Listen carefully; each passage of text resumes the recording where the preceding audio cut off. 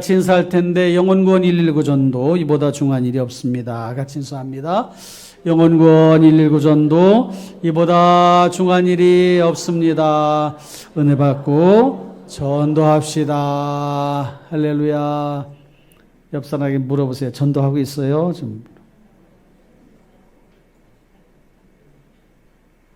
고개를 푹 숙이시는 분들은 안 하고 있는 거예요. 열심히 전도합시다.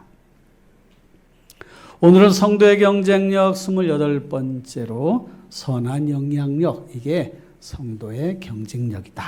이런 제목으로 말씀을 보도록 하겠습니다. 경쟁력이 있어야 돼요. 세상을 살아가려면. 막 싸우는 경쟁이 아니라 살아가는 힘, 살아갈 때에 우리에게 주어진 역할들을 잘 감당할 수 있는 능력, 이런 게 경쟁력이란 말이에요. 근데 선한 영향력을 끼치는 그런 삶이 분명 경쟁력이 됩니다. 지난주 비가 참 많이 왔잖아요. 그래서 피해도 많이 입고 그랬는데 또 한쪽에서는 너무 더워가지고 아주 폭염에 힘들었다는 분들도 있습니다. 이 날씨가 장마철도 오락가락 해가지고 밤에 비가 막 왔다가 또 낮에는 해가 떴다가 해 떴다가 소나기 왔다가 또 막 그냥 지멋대로요. 그냥 날씨가. 견디려면 힘들어. 적응을 잘해야 될 것 같아요. 어쨌든 이렇게 힘든 중에도 또 훈훈한 그런 정을 나눈 이야기가 있었는데요. 어느 아파트 26층에 사는 분이 치킨을 시켰어요. 치킨 배달을 시켰는데 배달기사가 집 앞까지 와가지고는 전화가 왔어요. 저 배달기사인데요. 엘리베이터가 고장났네요. 26층인데 어떻게. 그런데 이 음식을 시킨 분은 기사가 1층에다 두고 갈 줄로 알고 내려가려고 했는데 뜻밖의 제가 올라가겠습니다. 치킨 한 마리 들고 올라가는 거예요. 그래서 너무 미안해가지고 이분이 자기는 내려오고 배달기사는 올라가고 그러다가 14층에서 만났어요. 그래가지고 치킨을 잘 전해주고 왔는데 전화가 왔어요. 배달기사한테 치킨 시킨 분이. 너무 더운데 고생하셔가지고 감사하다고. 더운 날씨에 조심하세요. 그러면서 커피 쿠폰을 보내준 거예요. 배달기사한테. 그랬더니 배달기사가 처음 통화할 때부터 너무 친절하게 말씀을 좋게 해주셔서 올라가 드리고 싶었다. 커피 잘 마시겠다라고 또 답장을 했던 거예요. 이런 사연이 알려지니까 인터넷에서는 야, 인류애가 충전된다. 기사님이 더운데 천국에 계단하셨다. 두 분 모두 복 받았으면 좋겠다. 서로를 배려하는 마음이 너무 아름답다. 막 이런 폭발적인 반응을 보이는 거예요. 아마 뉴스 들으신 분도 있을 거예요. 어때요? 정말 훈훈한 이야기 맞죠? 이게 작은 배려와 사랑이 세상을 따뜻하게 만드는 거예요. 무슨 엄청난 일이 아니라 작은 관심과 사랑과 배려가 세상을 밝게 환하게 만들어 간다는 거죠. 만일 이 세상에 있는 모든 그리스도인들이 사람들에게 적극적으로 선한 영향력을 끼치는 삶을 살아간다면 세상은 정말 더 좋아지고 밝아질 거 아니겠어요. 그러니까 우리가 그런 마음을 가지고 선한 영향력을 끼칠 수 있도록 힘쓰고 노력을 해야 되는 거죠. 오늘 말씀을 들으면서 그런 마음을 마음속에 딱 가지시고 장착하는 그런 시간이 되시기를 부탁을 드립니다.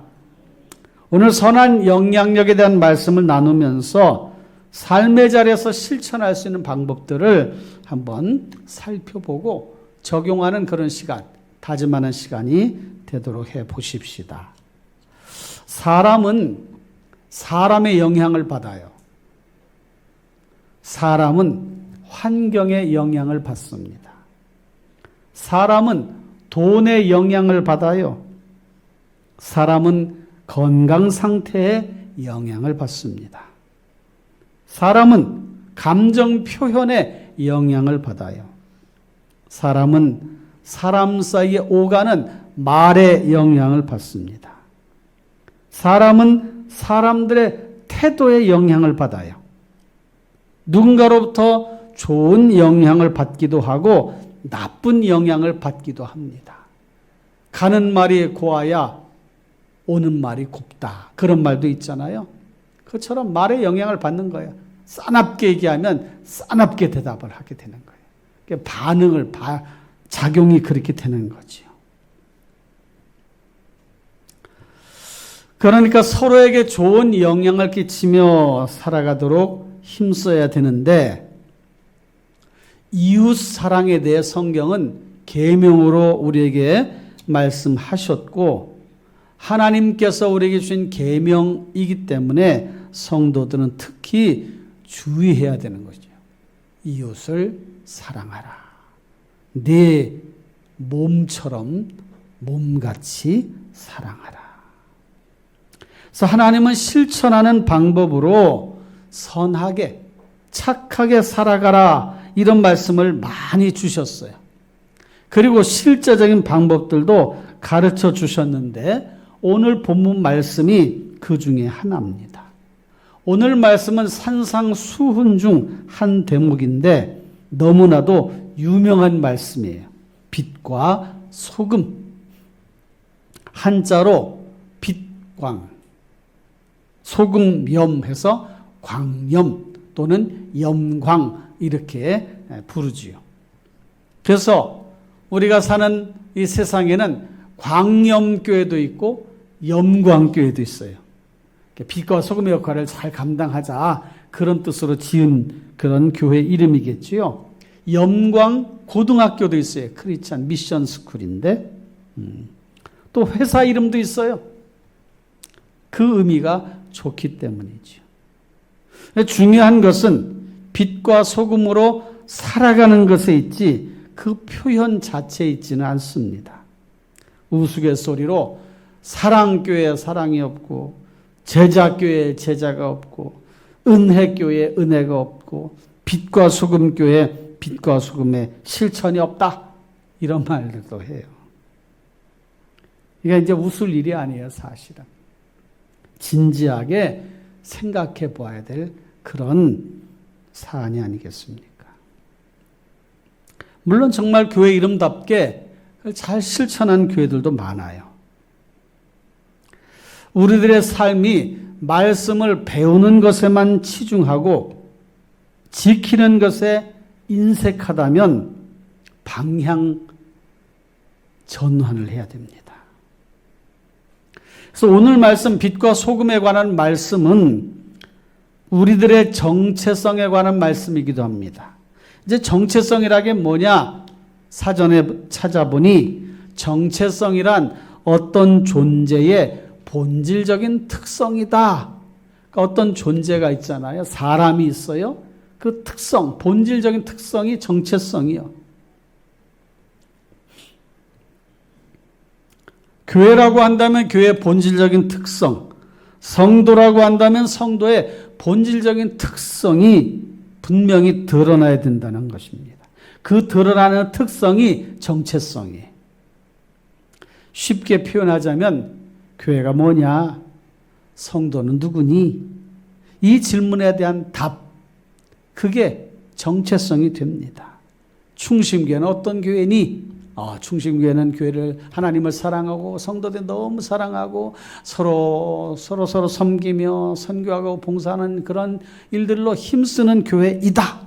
그게 우리의 정체성이 되는 거예요. 하나님이 충심교회를 왜 세우셨냐? 복음을 전하고 말씀을 전하고 제 사랑을 나타내는 그런 일들을 하라고 우리 충심교회를 이곳에 세우셨다. 그게 우리의 정체성이 되는 거예요.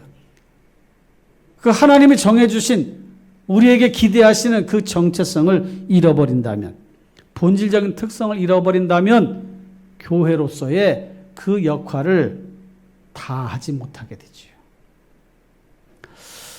어쨌든 이런 말씀들을 보면서 빛과 소금은 교회가 무엇인가? 성도는 누구인가? 이것을 분명하게 보여주는 그런 대답 중에 하나입니다. 빛과 소금. 예수님이 우리에게 가르쳐 주신 것인데 정말 적절한 단어를 우리에게 주셨어요. 너희는 빛이다. 너희는 소금이다. 이게 교회의 정체성에 관한 말씀이에요. 소금은 맛이 핵심입니다. 소금은 맛. 소금은 다른 기능 없어요. 맛. 그 맛이 거기 있는 성분으로 인해서 음식의 맛을 내고 또 그 소금의 맛, 염분으로 인해서 썩는 게 막아지기도 하고 그런 역할을 하는 거죠. 빛은 발산하고 어둠을 몰아내는 역할이 핵심이에요.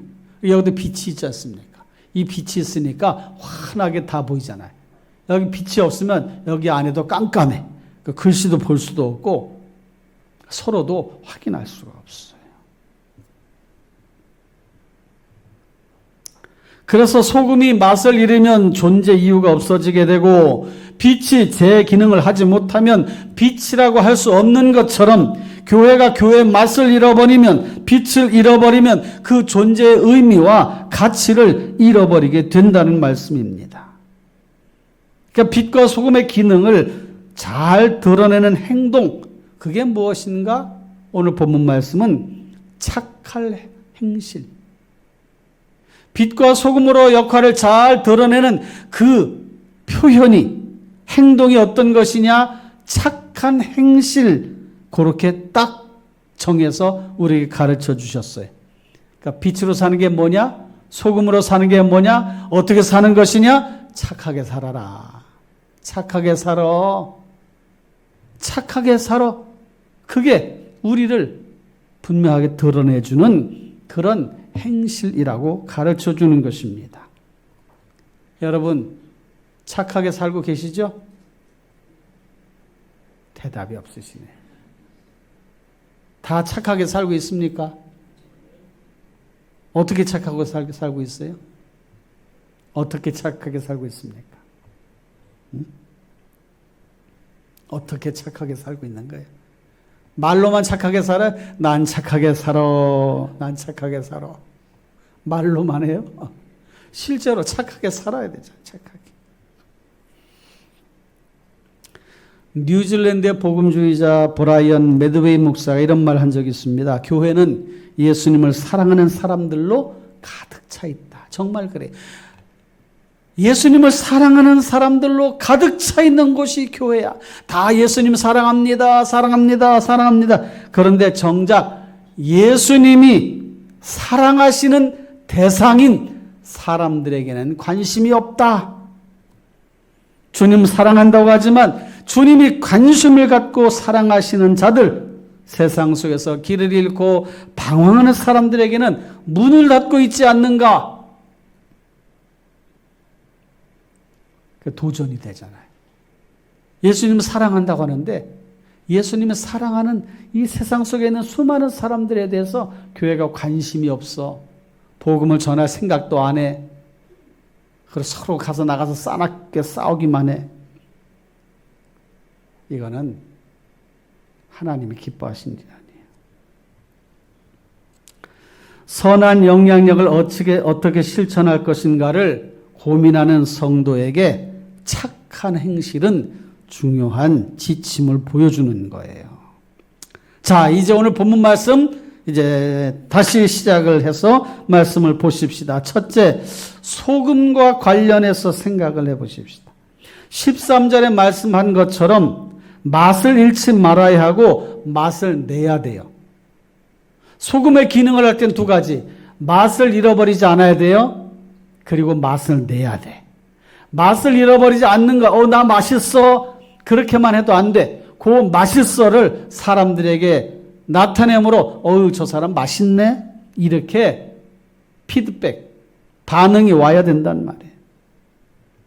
맛을 잃지 않고 그 맛을 유지하라는 것은 교회다움과 성도다움을 잃지 말라, 그런 뜻이에요.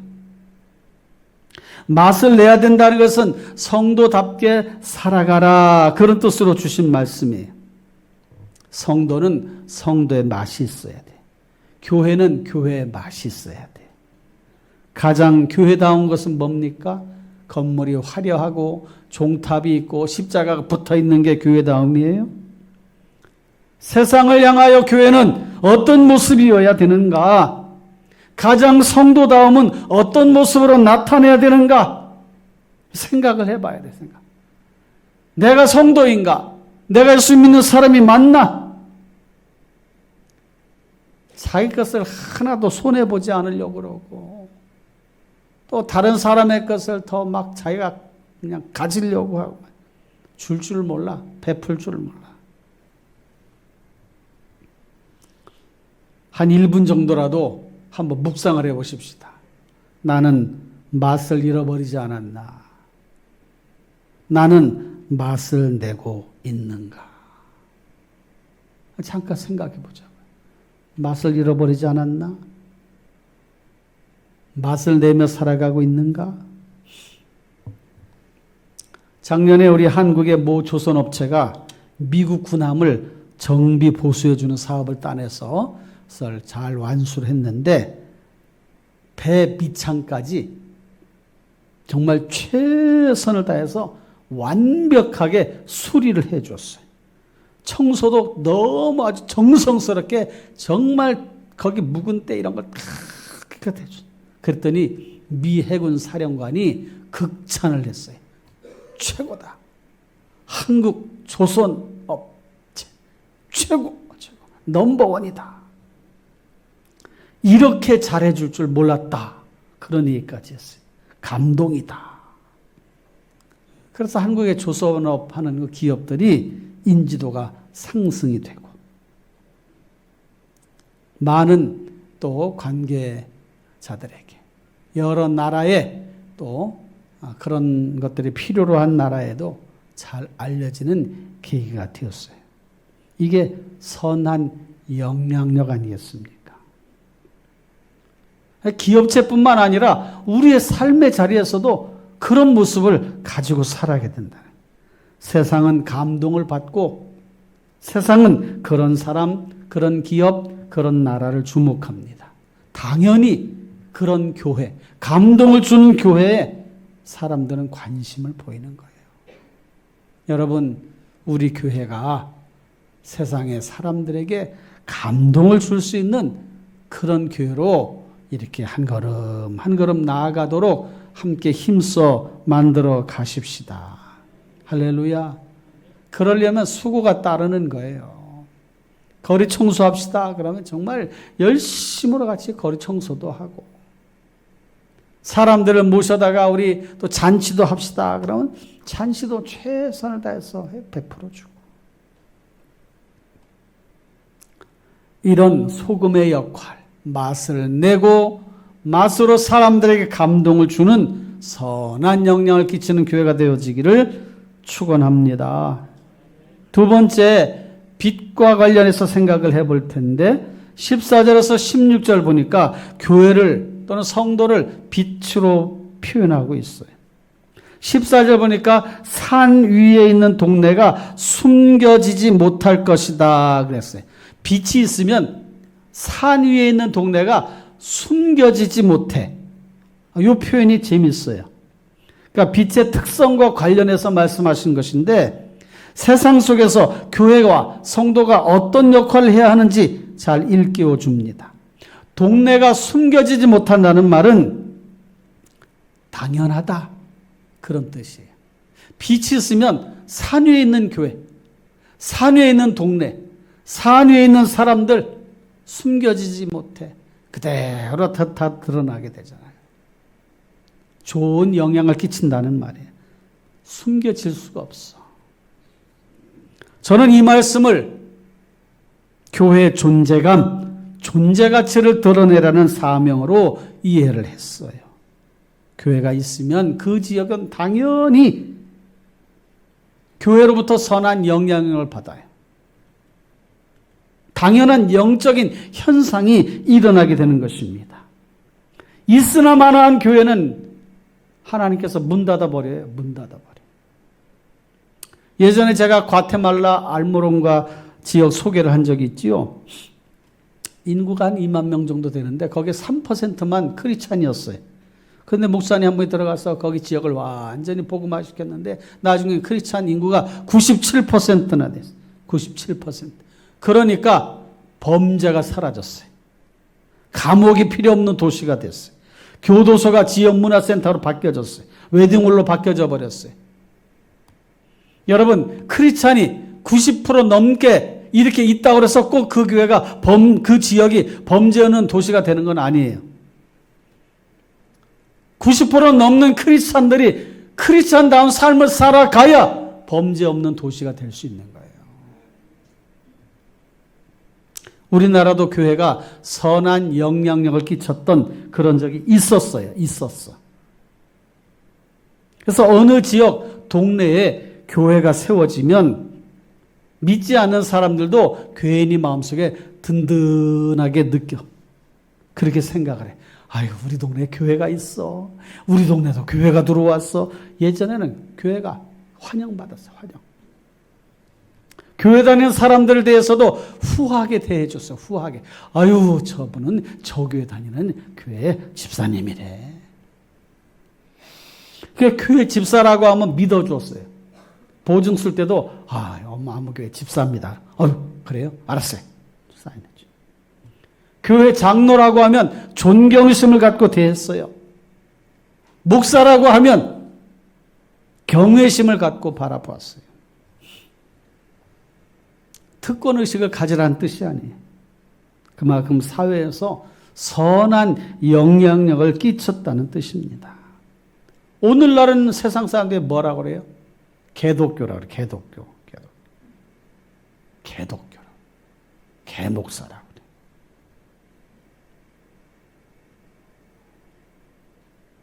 괜스레 이유 없이 시비 거는 사람들도 있지만 한편으로 생각하면 그만큼 사회에 선한 영향력을 끼치지 못해서 그런 거예요. 교회 안에서도 우파, 좌파 나눠져가지고 그냥 난리예요. 우파, 좌파가 어디 있어? 다 예수파지, 예수파. 다 예수님 안에서 하나가 돼. 교회가 사람들을 나눠놓고 교회가 사람들에게 그런 모습을 보인다. 그건 교회로서의 기능을 잃어버린 거예요. 교회는 누구도 품어줄 수 있어야 되고 누구도 사랑할 수 있어야 되고 왜 아멘들을 안 하셔? 교회는 누구도 사랑하고 누구도 받아주고 누구도 이해하고 그렇게 해야 그게 성경의 가르침이고 교회인 거예요. 그러니까 성도님 중에서 나는 좌파야, 나는 우파야. 그럼 좌파, 우파 교회가 모여가지고 성도들이 모여서 그러면 어떻게 해요? 충돌. 실제로 그런 일이 있어요. 교회에서. 우르르 빠져나가고 우르르 들어오고. 베드로전서 2장 12절에 뭐라고 말씀했습니까? 너희가 이방인 중에서 행실을 선하게 가져 너희를 악행한다고 비방하는 자들로 하여금 너희 선한 일을 보고 권고하시는 날에 하나님께 영광을 돌리게 하려 합니다. 베드로전서 2장 12절에 그렇게 말씀하고 있습니다. 너희가 이방인 중에서 행실을 선하게 가져라. 너희를 악행한다고 비방하는 자들로 너희 선한 일을 보고 권고하시는 날에 하나님께 영광을 돌리게 하려 함이라. 이방인 중에서 행실을 선하게 갖는, 다시 말하면 안 믿는 사람들 속에서 행실을 착하게 보여라, 착하게 가져라. 그러면 그 선한 일을 보고 권고하시는 날에 하나님께 영광을 돌리게 하려 합니다. 하나님께 영광 돌리게. 진심은 통하는 법이에요. 근데 15절 말씀해 보니까 뭐라고 말씀했습니까? 사람이 등불을 켜서 말 아래에 두지 아니하고 등경 위에 두나니, 말 아래라고 하면서 이 말은 곡식을 담는 돛박 있잖아요. 말대박. 조그만 거는 이렇게 한 대, 두 대 하는 그 돛박이고, 그 다음에 말은 둥그러운 거, 큰 거 있잖아요. 한 말, 두 말 이렇게 들어간 그 말 아래. 말 아래에 둬보세요. 그럼 빛이 거기에 어떻게 나옵니까? 안 나오죠. 그러니까 사람이 등불을 켜서 말 아래에 두지 아니하고 등경 위에 이렇게 높이 둔단 말이에요. 그럼 모든 집안 사람에 비치는 거예요. 적극적인 교회의 역할, 성도의 역할을 주문하시는 말씀이 이 말씀이에요. 빛이 왜 있냐? 감춰두고 숨겨두려고 빛이 있는 게 아닙니다. 예전에 전기 공급이 잘 안 됐던 시절이 있었어요. 제가 어릴 때도 전기가 갑자기 동네가 전체가 깜깜해. 정전이 되는 거예요. 전기가 안 들어와. 깜깜해. 그러면 집안에는 초 찾아가지고, 아이고, 초 어디 있어? 초 갖고 와, 초. 그래서 초 갖다가 성냥 어딨냐? 성냥에다 불 켜가지고, 촛불 켜서 그렇게 전기 들어올 때까지 지냈던 그런 때가 있었습니다. 그런 경험 해보신 분 있으시죠?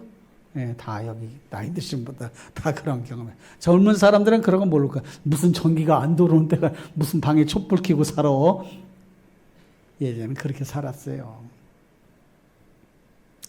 그런데 초가 또 많지도 않아, 집에. 쓰다가 뭐 또망토막 난 거 이런 것도 다 모아가지고 그것도 다 쓰는 게 아까우니까, 비싸니까. 그래가지고 촛불을 켜면은 거기다가 이렇게 쟁반에다 접시 같은 데다 넣어서 어디다 둬야 밝은가 찾아다니는 거야. 이렇게 찾아다녀. 어디다 둬야 제일 빛이 잘 그러니까 높은 데다 이렇게 두면은 빛이 확 비쳐가지고 방 안 전체가 환해져.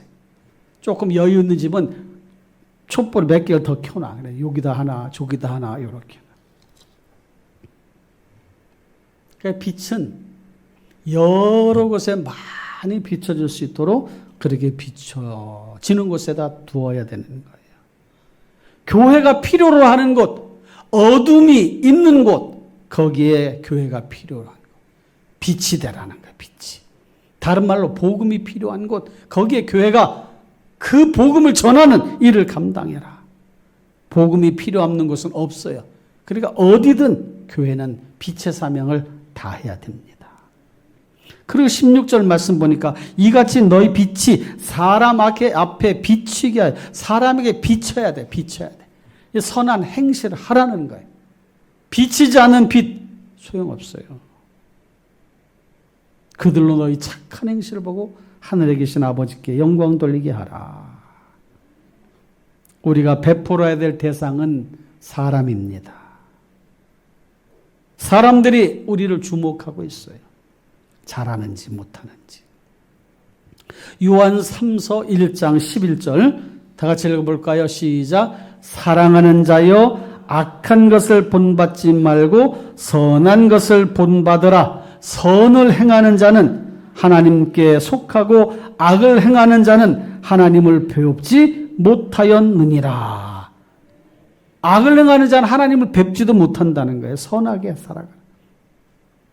디도서 3장 8절에 보니까 이런 말씀이 있어요.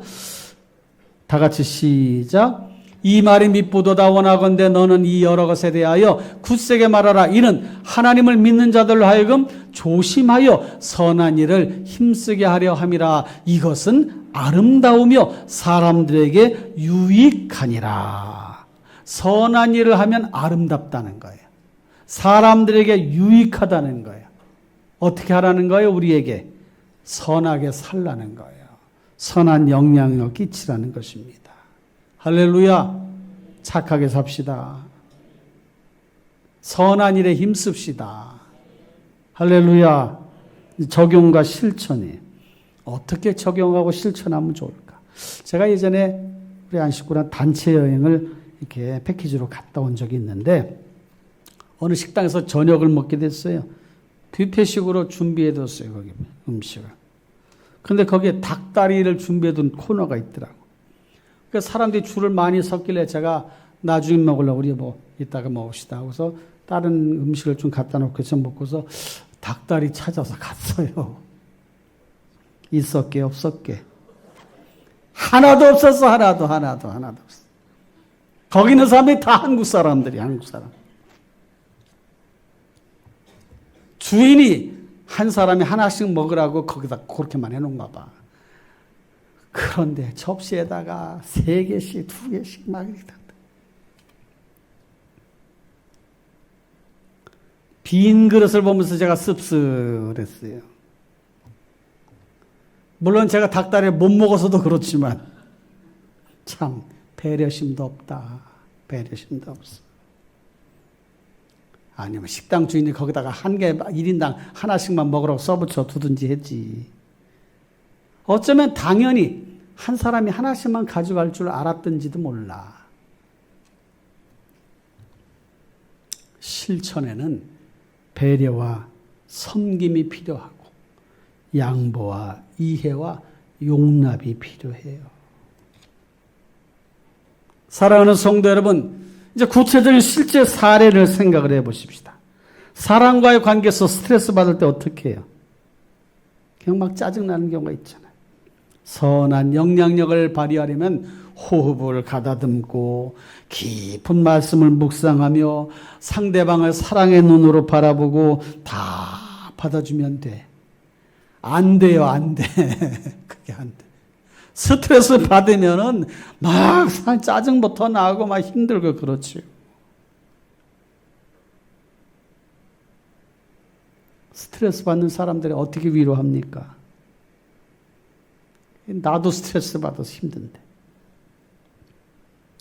만일 누군가 나를 해치려고 하는 사람이 있다면 어떻게 해야 돼요? 선한 영향을 발휘하려면 오른편 뺨을 딱 때리면 왼편도 딱 돌려대야지. 여기도 때려주세요.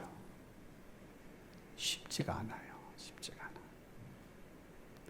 그러니까 선한 영향을 끼치려면 대단한 결심과 각오를 하고 성령께서 나를 주장하지 않으시면 착하게 살 수가 없어. 착하게 살 수가 없어요. 선한 영향을 끼칠 수가 없어요. 성령께서 내 마음을 감동해 주시고 내 안에 은혜가 충만해야, 그래야 정말 선한 영향력을 끼칠 수 있는 거예요. 내 거 나눠주고 베풀어주고 그럴 때 예수님이 하신 것처럼. 다윗은 어떻게 했습니까? 사울이 자기를 죽이려고 했어요. 도망자 신세가 됐어요. 그런데 사울이 동굴 속에 있을 때, 용변 보러 들어왔을 때 다윗이 거기 같이 있었어요. 깜깜하니까 안 보여서 그렇지. 죽일 수도 있었어. 근데 죽이질 않았어요. 사울이 진영에서 잠들었을 때도 다윗이 그를 죽일 수가 있었어. 근데 그렇게 하지 않았어요. 그리고 뭐라고 말했냐면, 내가 손을 들어 여호와의 기름 부음을 받은 내 주를 치는 것은 여호와께서 금하시는 것이니, 또 여호와께서 그를 치시리니 혹은 그의 날이 이르러 죽든지 혹은 전장에서 내려가 망하리라. 나는 여호와의 기름 부음을 받은 자를 치지 아니하리라. 자기가 죽일 수 있었음에도 불구하고 자기를 해치려고 하는, 죽이려고 하는 이 사울 왕을 죽이지 않았어요. 하나님이 기름 부은 왕이다. 하나님이 하실 것이다. 치신다고 해도 하나님이 치실 것이다. 내가 그를 죽일 수는 없다. 이런 마음을 가졌던 거예요. 그러니까 우리가 세상 속에서 선한 영향력을 발휘하려면 이런 마음이 있어요. 이런 마음. 이것이 참 신앙, 명품 신앙의 모습이 아니겠습니까? 명품은 값비싼 것이 특징이잖아요. 사람들에게 인정을 받고 애용하게 됩니다. 어떤 분은 비싼 명품 아깝다고 장롱에다가 모셔두는 분도 있지만, 명품은 잘 사용할 때 그 가치가 드러나는 거 아니겠어요? 근데 명품 물건은 있어도 그만 없어도 그만이에요, 사실.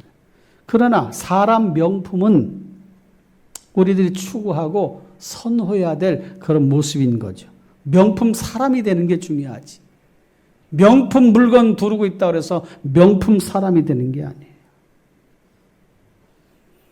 예수님 성품을 담고 사람들이 따르는 인품을 소유하고 여러 사람들에게 선한 것을 베푸는 삶, 이런 삶을 살아갈 때 명품 인간이라고, 명품 사람이라고 평가를 받습니다. 성품, 인품, 베품. 명품 신앙은 오늘 말씀한 것처럼 빛으로 살고 소금의 맛을 내며 살아갈 때 인정을 받아요. 끝까지 실천해야 돼요. 갈라디아서 6장 9절 이렇게 말씀합니다. 다 같이 읽어주세요. 시작. 우리가 선을 행하되 낙심하지 말지니 포기하지 아니하는 때가 이름에 거두리라. 끝까지 유지합시다. 유지. 선을 행하되.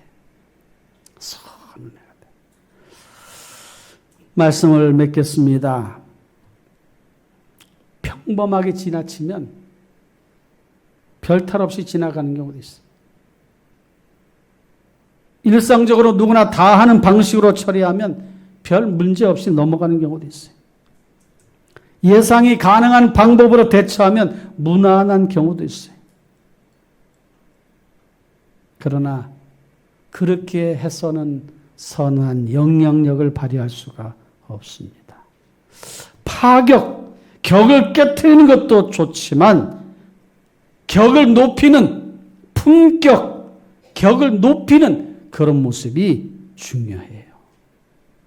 예수님이 제자들의 발을 씻기셨을 때 주와 선생이 되어 제자들의 발을 씻기시면서 너희도 서로 그렇게 하라. 그게 감동이 되는 거예요. 가늠하다 현장에서 잡혀온 여인들에게 죄 없는 자가 먼저 돌로 쳐라. 그런 탁월한 그런 방식을 취하셨기 때문에 사람들에게 감동을 줬던 거 아니겠습니까? 선한 영향력을 발휘하려면 어떻게 해야 되는가 생각하시고 오늘 말씀 여러분들에게 큰 도전이 되어지기를 주님의 이름으로 축원합니다. 빛으로 소금으로 그렇게 살아갑시다. 기도하겠습니다.